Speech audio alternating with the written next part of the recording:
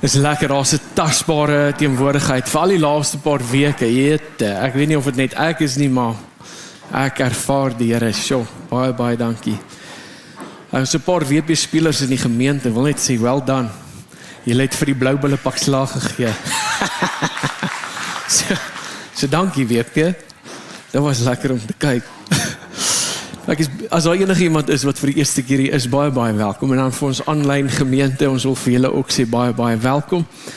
En ons hoop dat julle dieselfde ervaring het as wat ons hierso het. Hier is tot iemand van Kanada wat vir die eerste keer vandag hier is, want hy kyk vir ons aanlyn, so welkom vir jou ook. Ek het hom in die badkamer ontmoet, so ons nou nie hand geskit nie, maar ja, welkom vir jou. Ek hoop jy kom gou weer, maar dit is 'n voorreg om jou ook kon ontmoet het. Ons is besig met 'n reeks. Ek is besig om oor die kerke te praat en ons leer verskriklik baie, maar net voordat ons aangaan, want verlede week het ons nie eintlik oor Efese gepraat nie. Maar die kerke, die 7 kerke wat ons lees in Openbaring, is ook 'n openbaring van individue, van jou, die plek waar jy is in verhouding met God. En dit is nie net noodsaaklik kerke nie, maar alhoewel daar die fisiese kerke was dit die toestand van die hart van die mense binne die kerk.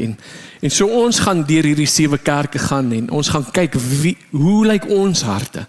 Hoe vergelyk dit met waar ons is in ons huidige oomblik? En voordat ons aangaan, net 'n recap vir verlede week vir die ouens wat dit gemis het oor Efese. Jeremia 2 vers 13 sê, my volk het my, die fontein van lewende water verlaat en vir hulle gebreekte putte uitgekap. En ongelukkig sien jy dit in die alledaagse lewe, sien jy dit is presies wat ons gedoen het.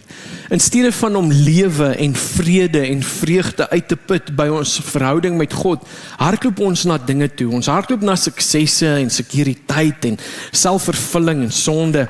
En alles word dan, of jy kan sien dat soos wat hierdie goeders vir ons belangrik raak Christus. Dit is asof hy in die agtergrond inskuif en hy staan daar deur agter en hierdie beelde en hierdie goeders waarvan ons afhanklik is vat sy plek. En so ons is skuldig daaraan dat ons hierdie dinge doen.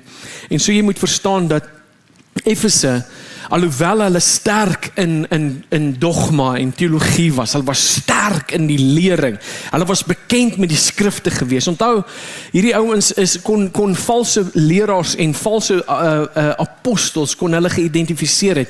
En vir jou om dit te kan doen, moet jy jy moet deeglike begrip hê van die skrif. Hierdie sogenaamde apostels, kom onthou, die kerk word gebou op die lering van die apostels en die profete. Apostels het skrif geskryf. Hulle kon skrif skryf. Dit was die salwing wat op hulle lewens is, dat hulle is so verryk deur kennis en openbaring, dat die Heilige Gees wat Christus gesê het, kom hulle en die Heilige Gees openbaar alles wat Jesus geskryf het in daardie tyd, kom hulle en hulle verduidelik die impak van Christus deur sy lering, sy kruisdood, sy opstanding, die hemelvaart en die wederkoms. Hulle kan al hierdie goeders openbaar. Apostels het skrif geskryf. En so kom hierdie sogenaamde ouens en hulle verklaar dat hulle kan skrif skryf. En dan word hulle uitgevang deur kerk, deur mense, alledaagse mense wat so goed bekend is met die skrif, dat hulle sien dit van 'n myl af ver. Jy's 'n valse ou, jy's 'n leienaar, jy's 'n bedrieër. Jy preek Christus en hierdie ding, Christus en hierdie ding, Christus en hierdie ding. En hulle kon hierdie goeders identifiseer. En daar was 'n man gewees met die naam van Nikolaas.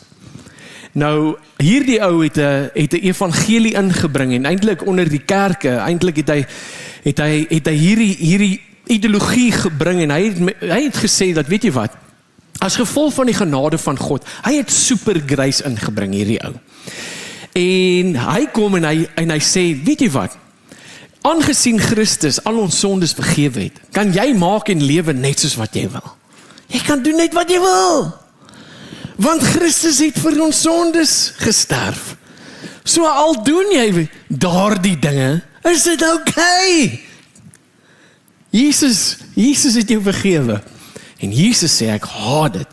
Want sien, mense het nou in seksuele sondes betrokke geraak. Hy het al gesê dat, weet jy wat, jy is gebore met hierdie begeertes in jou. Jy is so gemaak deur God met hierdie oortollige energie dat jy nie kan getrou bly aan een man of een vrou nie. Nee, have a Joel, God vergewe jou.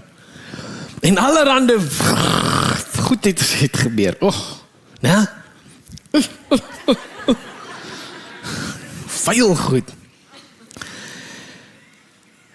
En dit is heeltemal teenstrydig met die evangelie van heiligheid. Be holy as I am holy. En so hierdie ouens staan op teen hierdie tipe bedieninge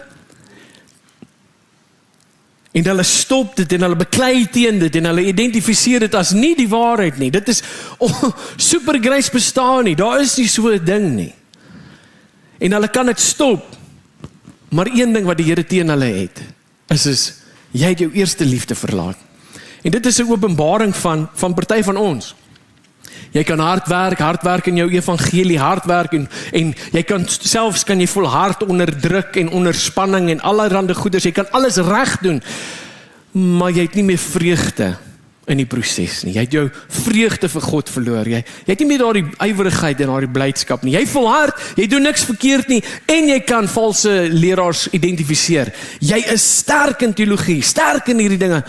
Maar bid is vir jou moeite en om skrif te lees is vir jou moeite en om gehoorsaam te wees is vir jou moeite. Dit is nie meer lekker nie, is nie meer soos wat dit was nie. Jy het nie daai passie verloor nie. Nou sê die Here, bekeer jouself, bekeer. Wow, bekeer? Ek dink ek is okay. Hy sê bekeer.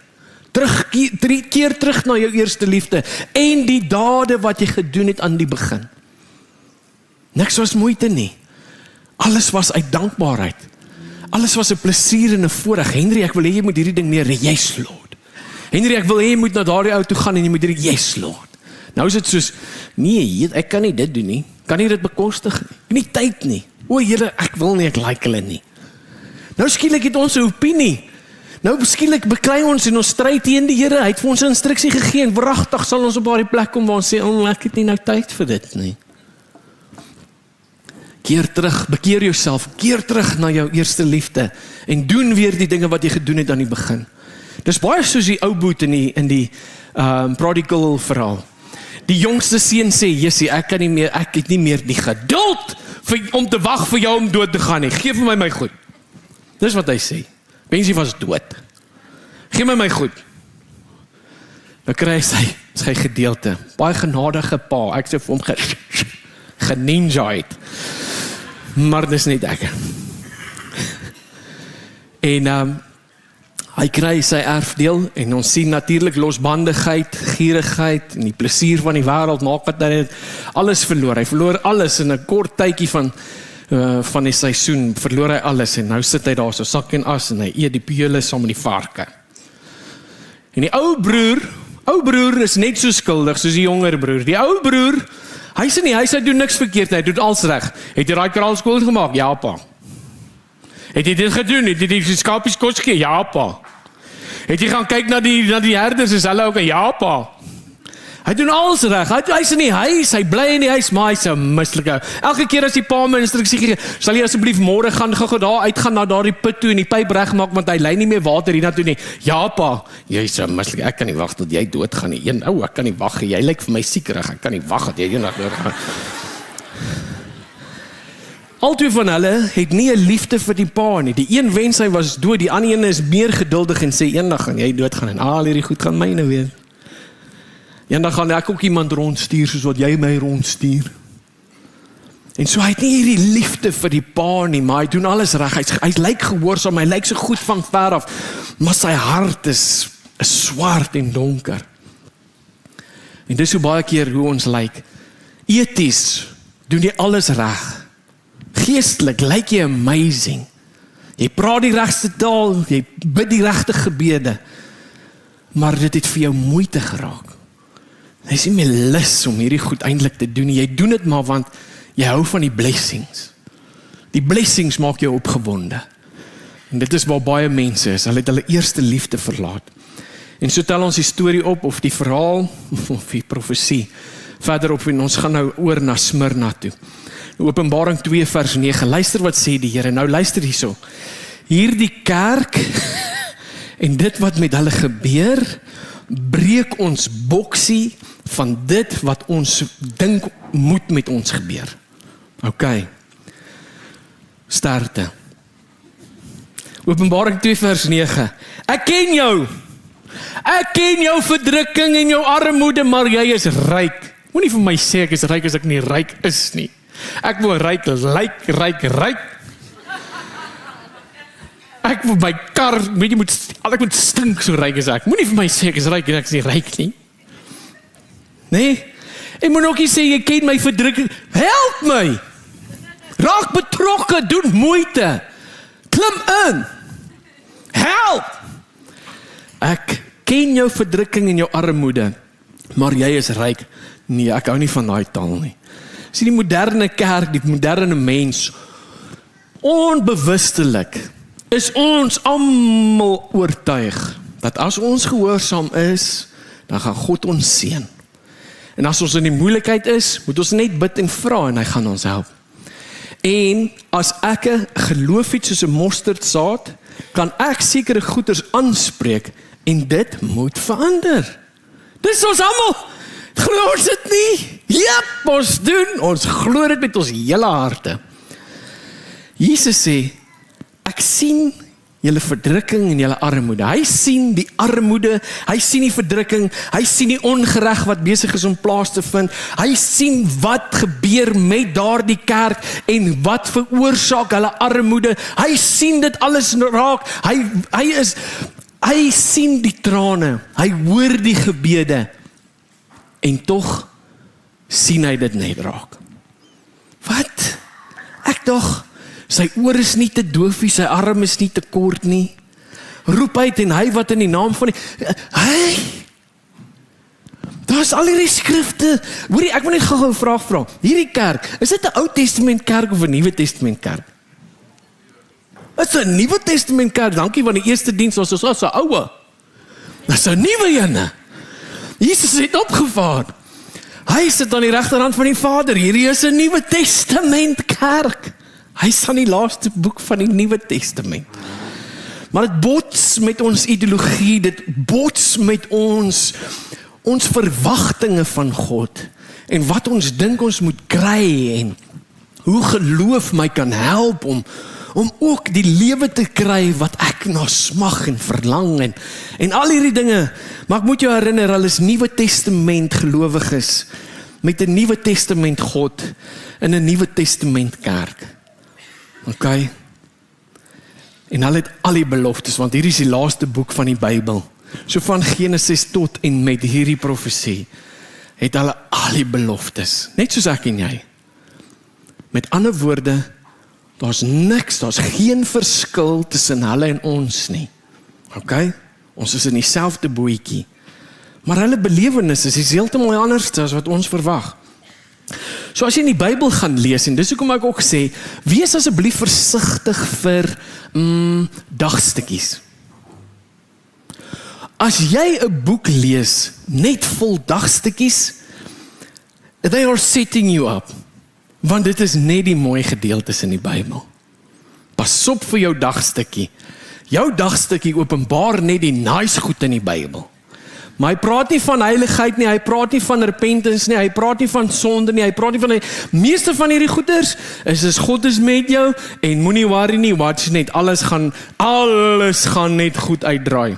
Maar as jy die hele Bybel lees, dan kom jy agter, dit staan nie in Joyce Meyer se dagstuk nie. Hierdie staan nie nou daar so in hierdie boekie wat ek gekoop het nie. Waar staan dit?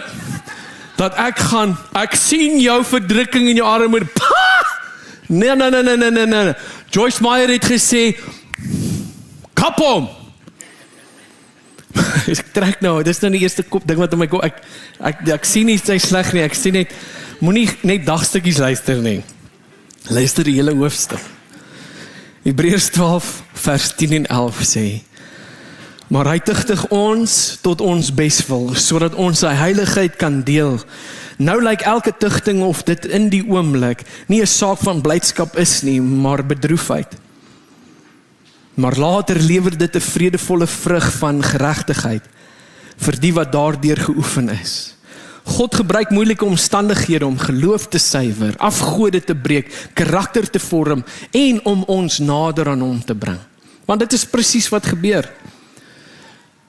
Teleurstelling tref ons tree rebels op, ons gaan na die Here toe en vra om verskoning en ons gehoorsaam hom tot die volgende ding, dan herhaal die siklus hom, totdat daar die liefdesstryd in jou hart uitgesorteer is dit die siklus wat jy gaan ervaar en beleef. Jy gaan eers rebels raak, jy gaan eers kwaad wees en jouself beter laat voel, dan gaan jy terugdraai en jammer sê, en wanneer jy jammer gesê, dan gaan jy vir 'n rukkie gehoorsaam wees, totdat die volgende teleurstelling gebeur, dan gaan jy weer rebels wees, jy gaan cope op jou manier en soos wat jy wil, en dan gaan jy jammer sê, want jy is aangekla deur die Gees, en dan gaan jy weer gehoorsaam wees vir 'n rukkie, en totdat die volgende teleurstelling weer gebeur. Dis die siklus in meeste mense se lewens. As jy nie glo nie, vra jou vrou, hoe hanteer jy teleurstelling? Dis presies wat jy doen, Jakobus, Johannes, Petrus, Stefanus van Rensburg. Dis jy, daai.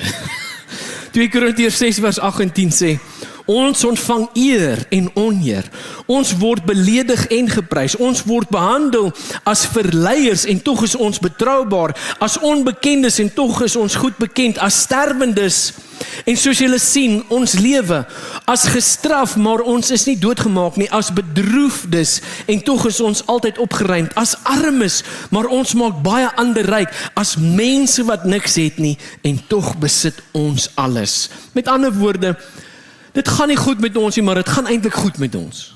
Dis wie ons is. En dis hoekom hy sê, ons is armes en tog besit ons alles. Moenie vir my sê ek besit alles as ek min het nie. Maar dis wat hy sê. Geestelike rykdom is anderste as wêreldse rykdom en die definisie van wat rykdom is. Sien, ons is ryk in geloof, ryk in volharding, ryk in liefde vir ons naaste, ryk in liefde vir Christus, ryk in ons ewige erfenis wat op pad is. Terwyl die wêreld kyk en sê, weet jy wat, rykdom is eintlik rykdom equals geld, sukses equals gemak, en seën beteken jy's voorspoedig. En dit is hoe die wêreld na sekere dinge kyk, maar God kyk na dinge heeltemal anderste. Weet jy, ons het dit met al hierdie dagstukkies dan skep ons hierdie illusie van wie God is en hoe hy is. En ons kom op 'n stadium, op 'n plek waar ons absoluut oortuig is, weer eens onbewustelik is ons oortuig hiervan, dat God is hier om ons drome en ons ambisies en ons planne te aanbid. As ek vir hom sê, Here, ek wil hierdie ding hê. Ek wil hierdie strategie, hierdie is die plan, hierdie is die droom, hierdie is die besigheid. En dan dink ons die Here gaan sê, ja, amen, yes master, let's do it. Nee, ons dink hy is hier om ons planne te vervul. Maar die Bybel maak dit duidelik, ons is hier om hom te verheerlik. En dit is 'n radikale ander stelling, dit is 'n ander kyk na hoe dit is, want sien, baie keer dan stap ons rond met hierdie teleurstelling en ons besef nie dat ons het 'n illusie van wie God is nie, en dit is eintlik ons skuld. Die waarheid was die hele tyd in die Bybel, dit was die hele tyd in die boek, maar ons het nie die boek opgetel nie, ons het iets anders opgetel, en dan word ons teleurgestel. Nou hier is die ding, hierdie kerk is 'n baie significant kerk. Smyrna is die kroon van Asië. Dit is die natuur lyk so, daar's 'n berg daar en dit lyk soos 'n kroon, en so word dit die kroon van Asië genoem, en ons weet dat hierdie gedeelte is in die hele Turkye of Klein-Asië, en dit is 'n keiser, dit is 'n diktatorskap wat daar heers, en elke jaar moes die Christene en die mense wat daar woon, moes 'n offer gebring het, en eintlik 'n offer aan die keiser op daardie oomblik, moes hulle 'n offer gebring het en hom aanbid het en hom verklaar het as Here. as God. En dit het veroorsaak dat die gelowiges in daardie plek dadelik arm was. So hulle integriteit, hulle loyaliteit en hulle gehoorsaamheid aan God was eintlik die rede gewees hoekom hulle arm was. Nou is daar ouens wat sê, ja, maar weet jy wat, kom, die Bybel sê, be gentle as a dove, but as wise as a serpent. Jy moet so slim wees as 'n slang. Sê wat jy moet sê, en dan is jy hierdie undercover Christen, wat jou ding doen, hier van die kant af. Dis wat jy moet doen, jy moet slim wees. Sê vir hom wat hy wil hoor, maar jy weet mos, dis nie waar nie. Nou hierdie ouens het dit glad nie gedoen nie, want Eksodus hoofstuk 20 vers 3 sê, jy mag geen ander gode voor my aangesig hê nie. Matteus 10 vers 33 het gesê, maar elkeen wat my voor die mens verloon, hom sal ek ook verloon voor my Vader. Hierdie ouens was absoluut oortuig gewees en hulle het geglo om Christus te ontken, net om jou lewe te red, beteken, jy het uiteindelik jou siel klaar verloor. Hulle het geweier om dit te doen. Maar as jy dit gedoen het en jy staan daar en jy sê, Jesus is Lord, dan word jy onmiddellik afgesny van die samelewing. Niemand mag met jou besigheid doen nie. Jy verloor jou besigheid, jy verloor jou voorregte, jy verloor alles en jy word van daardie dag af, is jy 'n bedelaar en niemand mag jou help nie. Dis wat daar gebeur het. Nou sê die Here, ek sien jou verdrukking en jou armoede.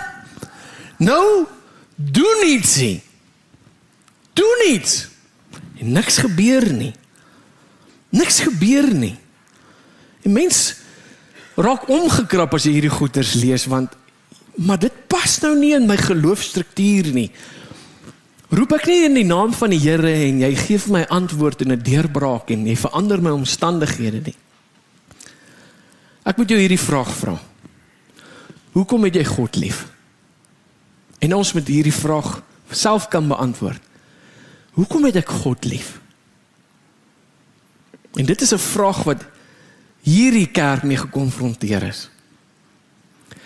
As ek jou nog 'n vraag moes vra, en ek vra jou, noem vir my 3 dinge, dat as jy dit vandag verloor, dan beteken dit, dis die einde van jou lewe soos jy dit ken. Dan eindig jou lewe. Dit hou op. Ons kan maar die snellerd by jou slaap trek. Jou lewe het geëindig. As ek hierdie 3 goed verloor, is dit klaar. Maak my toe in 'n graf, want ek kan nie weer aangaan nie. Wat is daai 3 dinge? Nou hier is die ding. As die eerste ding nie is, Here, as ek verhouding met U moet verloor, dan eindig my bestaan nie. As dit nie jou antwoord was nie, dan openbaar hierdie oggend en hierdie kerk iets aan jou. Dat jou liefde vir Christus is nog nie waar dit moet wees nie. Hy is nog nie jou belangrikste besitting nie. Die hele Bybel, die hele lering van Jesus, in al sy vergelykings kom hy en hy skep hierdie beeld vir ons, om te verstaan hoe belangrik hy vir ons as mens moet wees. Die vergelyking gaan, 'n man stap in die veld en skielik val hy daar so oor 'n skat in die grond en hy gaan en hy soos, wow! En hy gaan met blydskap huis toe, verkoop alles wat hy gehad het, net om hierdie stukkie grond te koop, sodat hy die skat het. Dan gaan die vergelyking verder aan. Daar was 'n man wat met parels gesmous het. En hierdie ou kom by 'n baie duur kosbare parel. En hy gaan huis toe met blydskap en raak ontslaaf van alles wat hy het, om hierdie parel te kan koop. Die heeltyd probeer die Here vir my en jou leer, dat hy die belangrikste moet wees in ons lewens. Die nommer 1. Dat ons alles moet verloor ter wille van hom. As dit van ons verwag word. As daar 'n demand op ons gesit word, dan mag ons nie eens twyfel nie. Ons moet nie eens twyfel nie. Daar is niks wat in ons harte moet bots in hierdie vraag nie. Maar dit doen. En dit wys vir jou die toestand van waar ons is in ons verhouding met die Here. Sien, met al die beloftes in die Bybel, met al die mooi skrifte wat daar is, en miskien 'n handleiding wat hulle gehad het, 'n dagstukkie wat geskryf is deur een of ander ou. Met al daardie goeders in die Bybel, was die enigste ding wat hierdie ouens ontvang het, van die Here af, salvation. Die vergifnis van sonde. En niks, ooit goeds, niks aardse blessing, het ooit weer na hulle toe teruggekeer nie. Hulle lewe was hel. Hulle lewe was moeilik en uitdagend, en daar was niks anders wat hulle gehad het, behalwe Jesus nie. Maar hier is die verskil. Jesus was vir hulle genoeg. Hy was vir hulle meer as genoeg. Sien, vir my en jou is dit Jesus en gesondheid. Jesus en sekuriteit. Geef my Jesus en stabiliteit. Geef my Jesus en hierdie werk. Geef my Jesus en hierdie man. Jesus en hierdie vrou. Jesus en hierdie ding. Jesus en daardie. Jesus en nee. Hierdie ouens het nie en gehad nie, en was Jesus punt klaar. En dit is 'n Nuwe Testament kerk. Wat vir my wys dat sulke goeders vandag nog kan gebeur. Dat dit moontlik is vir jou, dat daar die enigste goeie ding wat met jou kan gebeur, is redding, is verlossing van sonde, is vergifnis van sonde, is ewige lewe. Dit is die beste ding met van hierdie wêreld, wat met van ons gelowiges vandag nog kan gebeur, is dit die enigste goeie ding, wat met jou kan gebeur, en dit is moontlik dat jy van daardie dag af nooit, ooit weer iets goeds en amazings kan kry nie. Want dit is in die Nuwe Testament. En dit bots met ons. Dit bots met ons redenasies, dit bots met ons geloofsstrukture. En dit bring konflik. Dit is nie lekker om dit te hoor nie. Hoeveel van julle is kwaad? Is okay. Hoeveel van julle is ontstel? Ag nee, Henry, ek het nou gekom vir 'n lekker boodskap. Jy's gewoonlik 'n lekker ou, maar nie nou.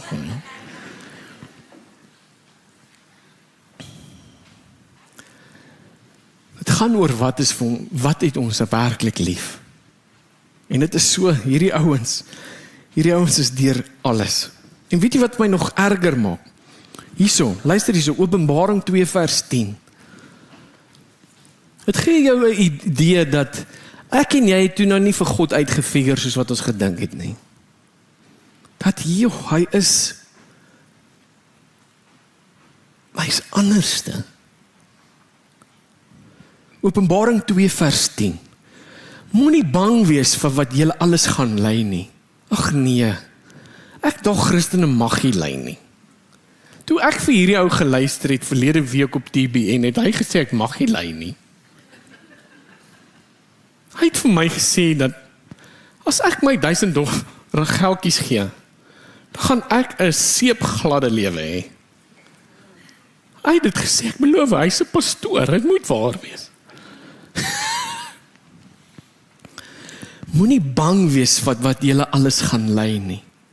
Kyk, die duiwel gaan party van julle in die tronk laat gooi, sodat julle in beproewing sal kom. En julle sal 10 dae lank baie swaar kry. Bly getrou tot die dood. Ag nee, dit raak net erger. Beteken, een van ons gaan doodgaan. Ja! Nee! Wie? Hy is so nice nie. Ja, sy is so 'n bietjie van 'n koei. Sy vat haar uit. Sy is 'n moeilike enetjie, Here. Ek sal julle die lewe as kroon gee. Oh my heart, Here, jy sê in vers 9, ek sien jou verdrukking en jou armoede, maar jy is ryk. Moenie bang wees vir wat julle alles gaan lei. Ag nee. Ek hou van daai Sondag toe julle gesê het van, weet jy wat? Jy kan jou geloof so by mekaar sit, so opsweep, dat jy die storm kan stilmaak. Hierdie klinkie vir my soos daai Sondag se preekie. Daai ene wat jy gesê het, is hy so groot soos 'n mosterdsaad, maak 'n verklaring, is dit nie Hebreërs wat sê, hey man, call those things that are not as if they were. Roep hulle, wat dink jy hierdie ouens gedoen? Hulle het geroep, geskree, geskel, gesoebat, gepleit, gesmeek, gebewe, gevas, en niks het verander nie. Weet jy wat het ek agtergekom in Smyrna? God se wil gaan geskied. Of jy nou daarvan hou of nie, sy wil gaan geskied. Ja, maar ek het al hierdie vyver, ek is nou nie meer 'n weeskind nie, I'm the head and not the... Al daai skrifte is amazing in konteks. Maar as God 'n stelling gemaak het en 'n verklaring gemaak het, gaan dit nie leed na hom toe terugkeer nie. God se wil gaan geskied. Sien, hier is die ding wat ek en jy nie sien nie. Vir hierdie mense van Smyrna in daardie tyd, was dit wat die Here toegelaat het om met hulle te gebeur, belangriker as hulle wat die Here vertrou vir iets om deur te breek, en hulle kry dit wat hulle gehoop het of ontvang het. Iets groters was besig om hierso te gebeur. En God het gesien, dit is noodsaaklik vir jou om deur hierdie dinge te gaan, want dit wat ek vir jou gee, hierna, is baie kosbaarder, as net 'n oomblik van vrede en rus, en deurbraak, en genot en plesier. En so God kyk anderste na hierdie gemeente, en hy sê, en vir julle om hierdie beloning te kry, beteken dit, julle moet deur hierdie beproewingstyd gaan van 10 dae, en al kos dit jou lewe, moenie die knie buig nie, moenie compromise nie, want dit wat ek vir jou het, hierdie kroon van lewe, oh my head,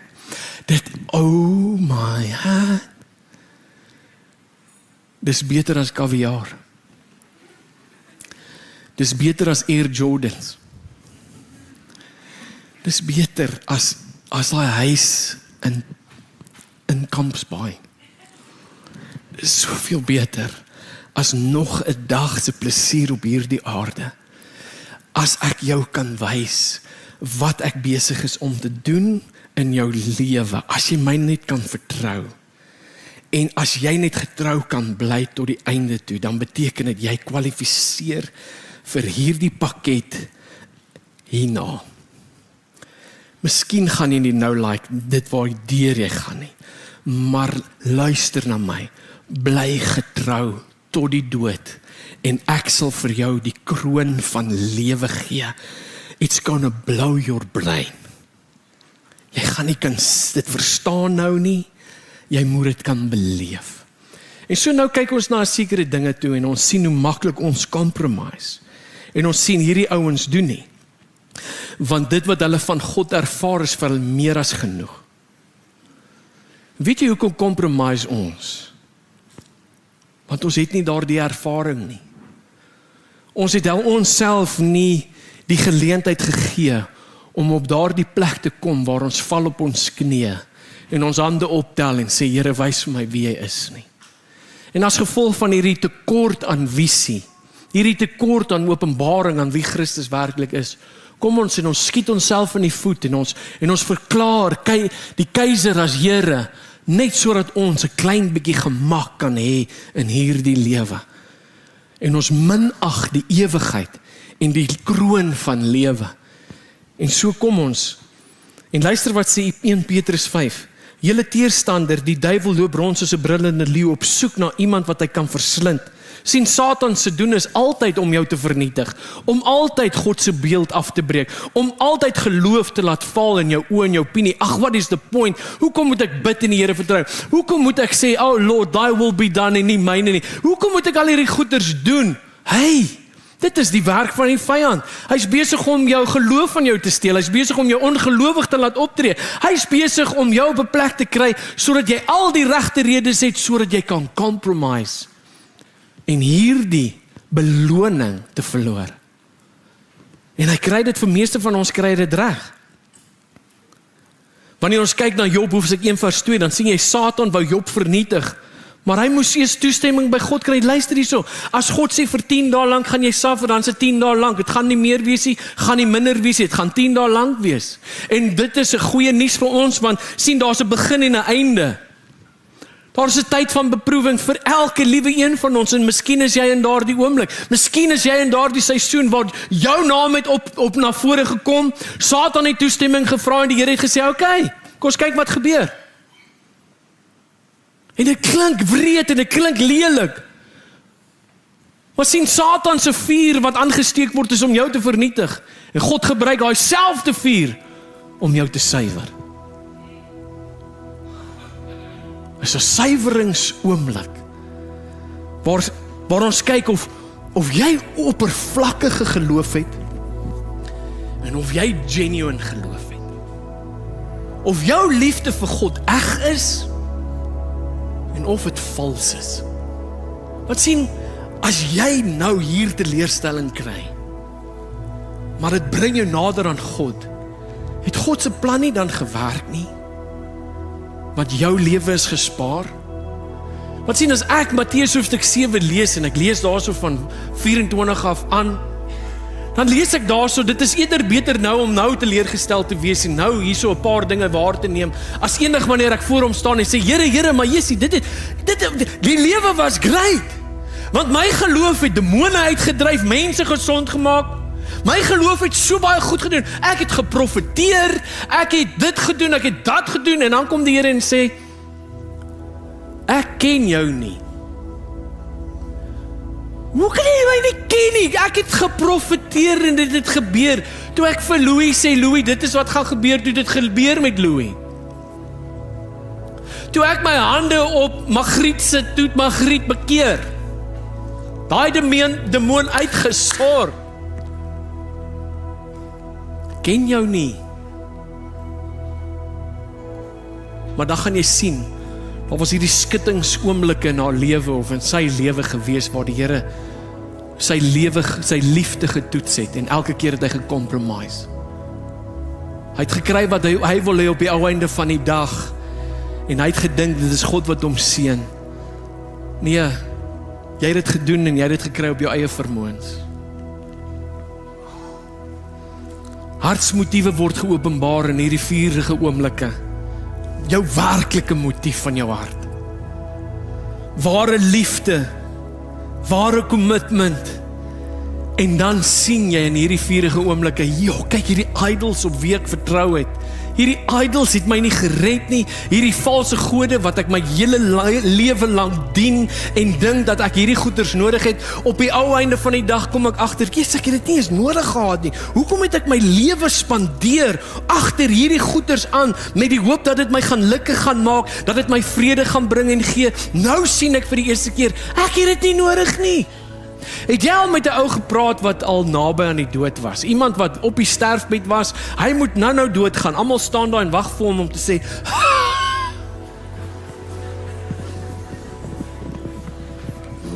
en dan word hy bonatuurlik herstel. Wonderlik. Maar iets gebeur in daardie oomblikke. Goeders wat belangrik was, is nie meer belangrik nie. Dinge wat 'n hoë prioriteit was, is nie meer 'n prioriteit nie.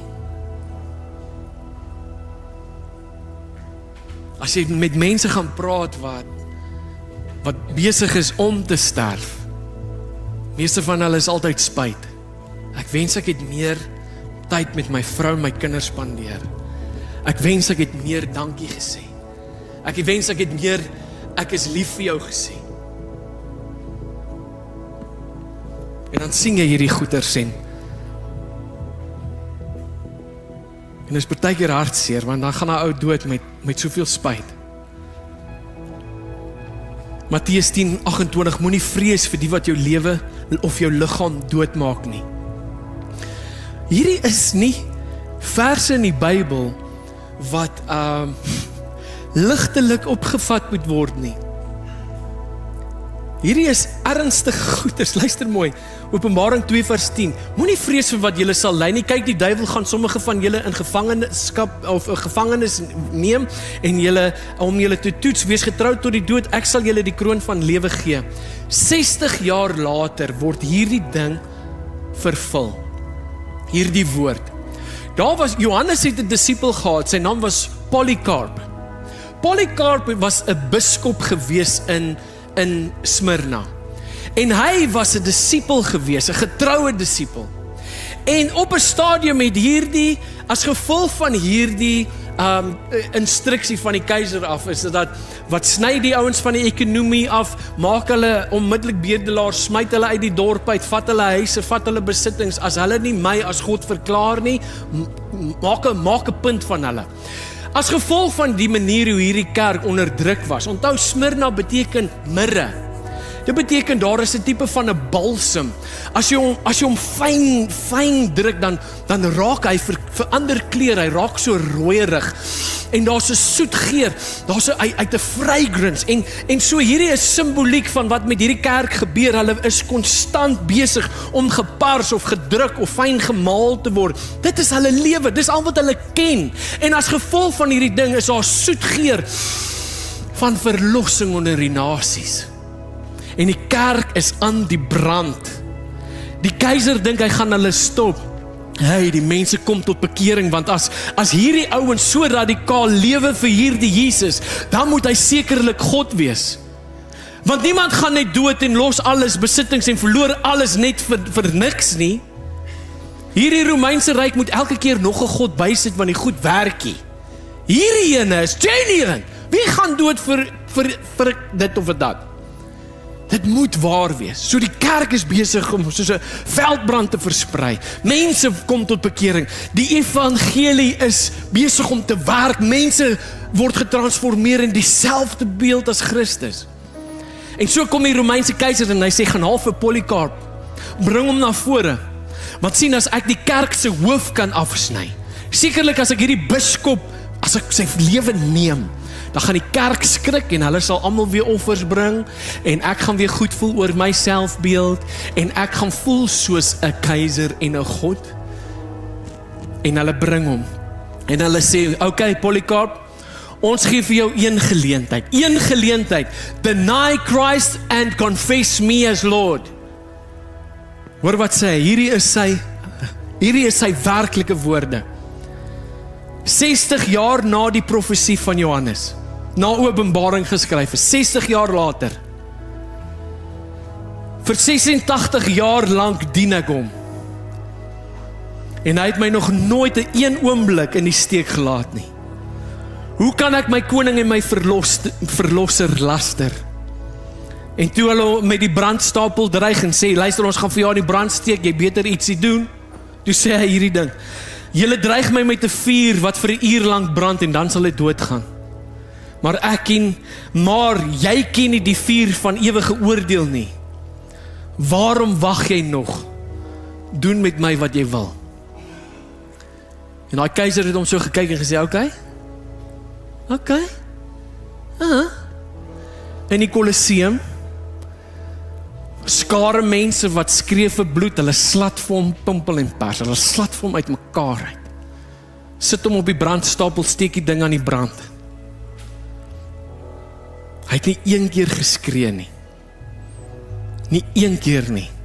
Al wat uit sy mond uitgekom het, was lofprys en gebede. Hy het die Here geloof en geprys en hy het gebid vir die mense wat hom aan die brand steek. Ek is soos wat? Ja man. Sien, hy was bewus van die evangelie. En hy het hierdie woorde van Jesus letterlik opgeneem. Dis nie figuurlike woorde nie. Dit is die punt wat ek wil maak is, die Bybel is nie figuurlik nie. Dis letterlik. Die Bybel sê in Jakobus 1 vers 12, gelukkig is die mens wat in versoeking standvastig bly. As hy die toets deurstaan het, sal hy die oorwinningsprys van lewe ontvang, wat die Here beloof het aan die wie hom lief het. Dit is letterlik. Ek en jy stap deur die Bybel figuurlik en ons dink, hierdie goeters gaan nie met ons gebeur nie. Hierdie is 'n letterlike gemeenskap, 'n letterlike kerk, wat letterlik beproef is tot die dood toe. Hy het 2 opsies gehad. Erken dat Satan, dat die keiser Here is en lewe. Jy's 86 jaar oud. Call it a day. Hey, jy het goed gedien. Lewe in vrede, man. Sê net hy is, nee, hy het daai keuse gehad, of hy het gesê, weet jy wat, tydelike pyn, nadat hy 86 jaar lang in Smyrna lewe, en hierdie die kultuur is van die dorp, Christene suffer. As jy tot bekering kom, gaan jy nooit weer goeie goed beleef nie. Materialistiese dinge gaan jou nooit toekom nie. Ok, druk my, pars my, maar Jesus is my alles. En dit was sy keuse. Nee, wat? 86 jaar lang dien ek hom. Hy het my nog geen rede gegee om hom nie te vertrou of te maak twyfel nie. Steek maar in die brand, papa. Ek gaan my verlosser sien. Jo, hierdie is letterlike goeters. En ek dink die hele Smyrna konfronteer my raamwerk. Alles wat ek gesê het, mag nie met ons as gelowiges gebeur nie. Alles wat ek gedink het, mag nie, het. En dit krap my om, want duidelik ken ek hom nie. Duidelik sien ek nie wat hy sien nie. En die vraag waarmee ons almal gekonfronteer word vandag, is hierdie een groot vraag. Is Jesus werklik jou grootste skat? Of is hy die ene wat jou drome laat waar word?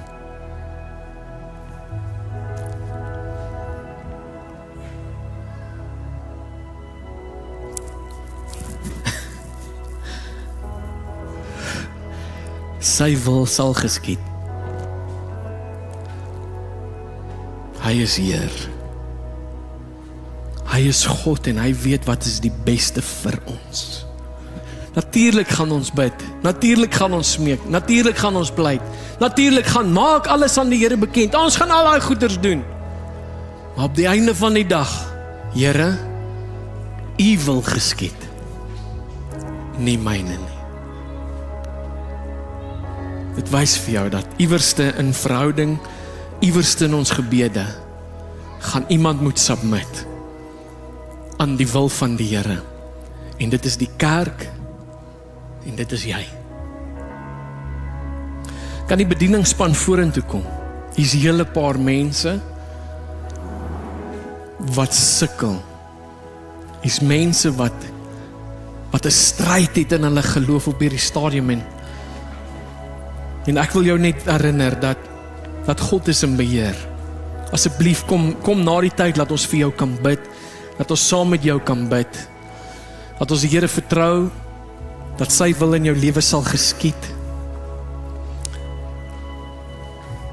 dat hy jou vrede kan gee, dat hy jou sal lei, want dit is wat hy sal doen. Hierdie is moeilike woorde vir ons, maar is goed dat ons deur hierdie kerke gaan en sien wat met ander al gebeur het.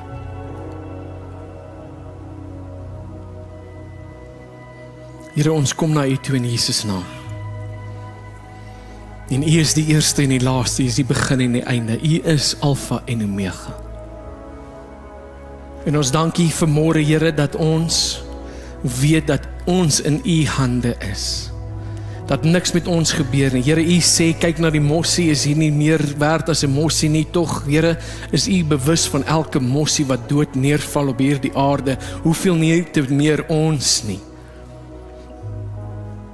Ons lewe, ons toekoms, ons werk, ons beroep, ons geliefdes, alles, selfs die dag wanneer ons doodgaan, is in U hande. Leer ons om meer en meer op U te vertrou en op U staat te maak.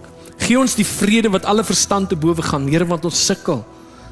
Ons sukkel om dit te verstaan. Ons sukkel om sekere goeders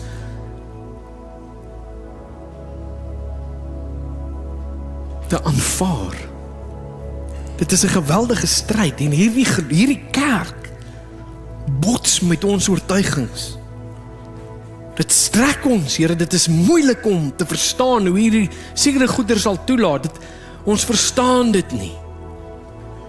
En daarom het ons die vrede nodig, Heilige Gees. Vul ons van die sole van ons voet tot die kroon op ons hoof. Ons bid, Here, dat die wêreld sy weelde en liggies en mooi sal verloor en dat U net mooier en mooier en mooier sal word, elke dag groter en groter, sterker en sterker. Mag ons na U kyk, Here, en mag die wêreld sy pragt verloor. Want U is beeldskoon.